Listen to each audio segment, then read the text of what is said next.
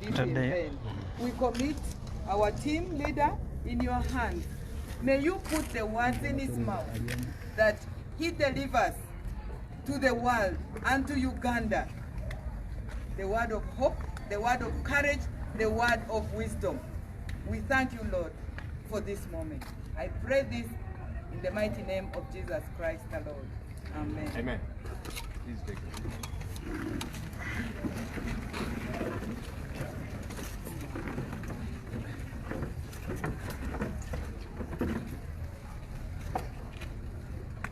All right, once again, you are very welcome. Last week, the Electoral Commission read out to the country what they called an electoral roadmap, which electoral roadmap, as far as we are concerned, is not the kind that is envisaged in Article 1.4 of our Constitution, which prescribes a free and fair election, an election that is participatory, an election that involves Ugandans every step of the way. As the Kenyan Supreme Court, and we can borrow from that, did say an election is not an event, it's a process. It's a process which begins today. It's a process which goes through the campaigns, the election itself, and then the aftermath of the election, when the proper winner gets to be declared winner and they take over office. And so we have concerns as far as that is concerned. I'm going to invite the principal of the People Power Movement to read to you a statement that highlights our concerns as the People Power Movement.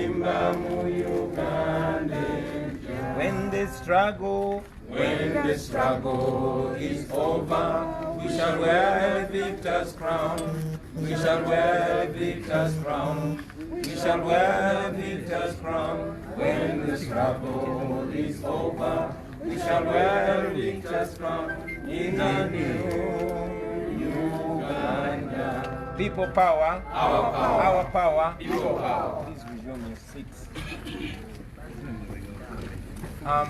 Men and women of Uganda, I salute you for staying firm, even at a time like this when our nation is standing on a very shaky ground.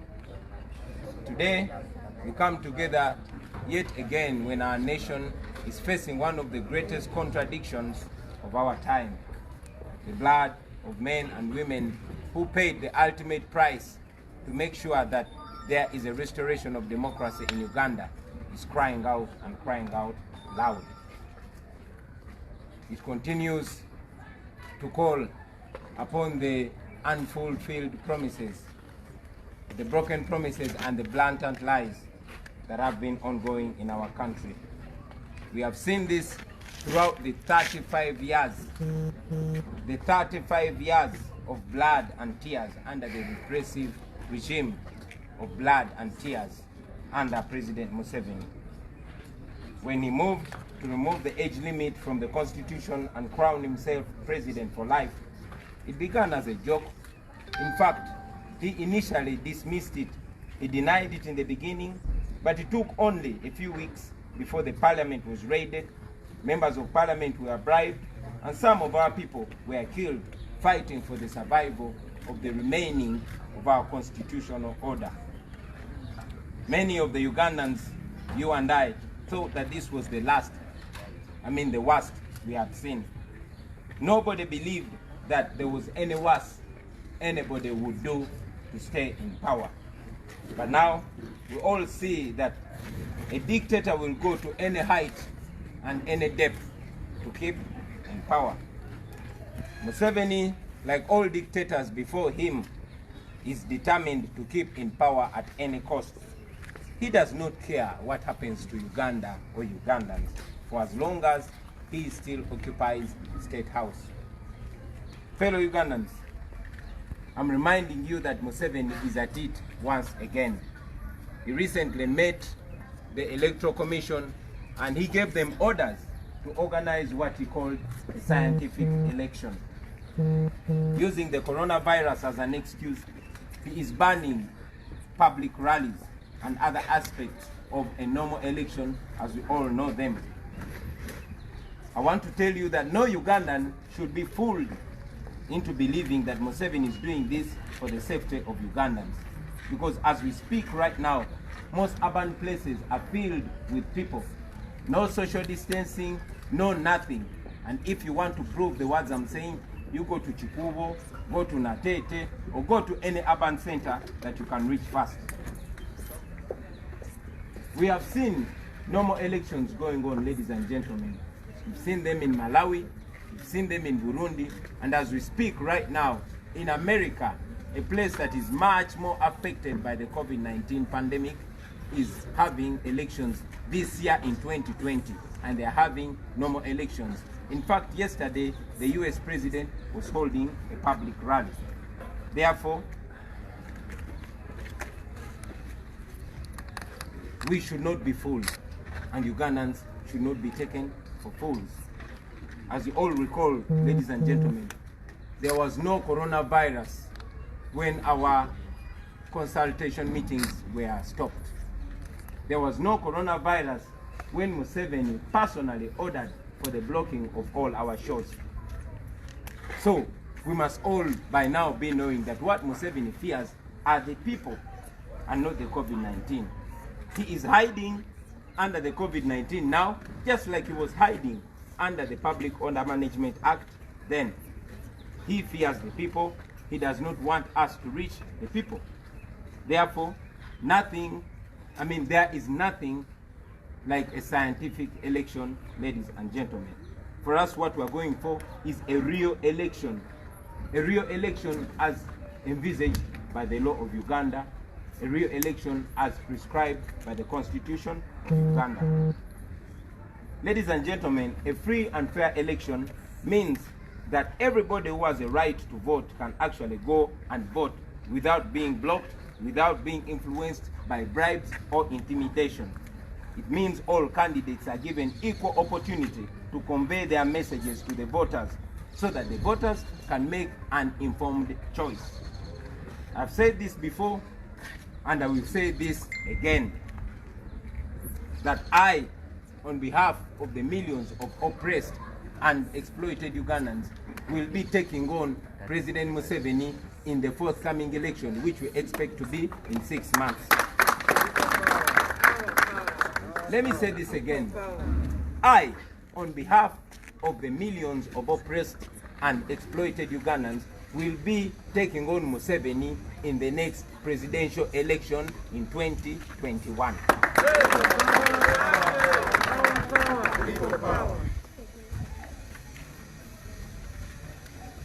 Let me also use this opportunity, ladies and gentlemen, to put President Museveni on the notice. Mr. Museveni, you might have forgotten what you said in 1980, but we have not forgotten. You, Museveni, put Obote on notice on the eve of the 1980 election. You said that if Obote rigs the election, you will go to the bush and fight against him. We have come to that point right now, yet again. And we are telling you that you either organize a free and fair election or step down peacefully. I say that again.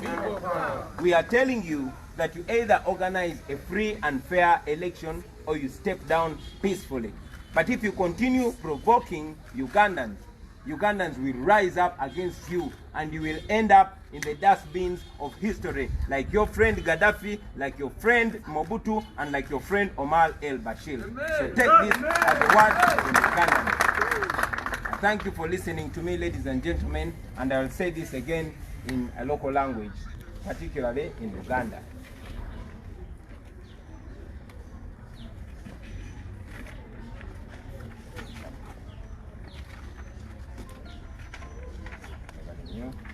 basebo ne banyabo abakyala n'abaami ab'ebitiibwa bannayuganda mbasaamu nnyo ekitiibwa era nembebaza olw'okusigala nga muli bagumu newankubadde ensi yaffe buli omu akiraba nti kati eyimiridde ku musingi oguli mu kukankana omusingi ogwayegeyege. Olwaleero nate era tusisinkanye mu kaseera akazibu eggwanga lyaffe ligasimbaganye n'ebimu ku bintu ebitategerekeka mu biseera byaffe eby'obulamu. Omusaayi gw'abaami n'abakyala abaafa nga balwanirira enfuga ey'eddembe nga balwanirira demokrasi ne kaakano gukaaba gutukaabirira nga gubanja ebyo ebisuubizo ebitatuukirizibwa nga gubanja ebintu ebyatugambibwa nga bya bulimba era nga guwakanya obulimba obw'enkukunadde obubadde era obugenda mu maaso olwaleero. Kino tukirabye okumala emyaka 35 emyaka egy'amaziga n'omusaayi emyaka egy'okunyigirizibwa n'okufuga nga tufugibwa mundu nga tufugibwa Museveni n'abayeekera be abawamba eggwanga lyaffe mu 86 era nga bakyatufuga mu nfuga ey'otunyigiriza.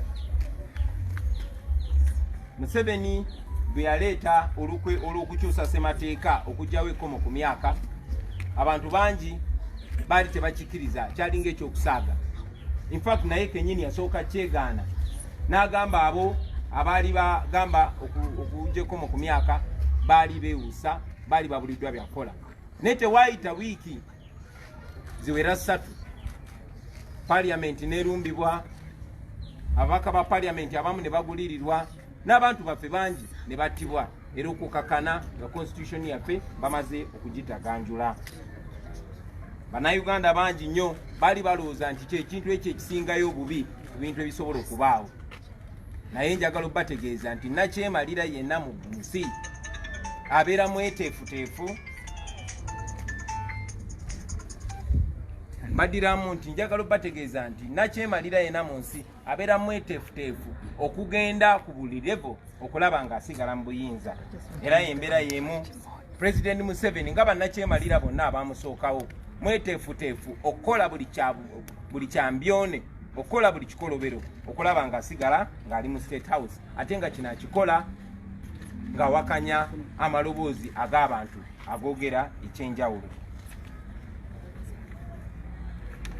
Bannayuganda bannange mwenna, Museveni neera kati kyaliko.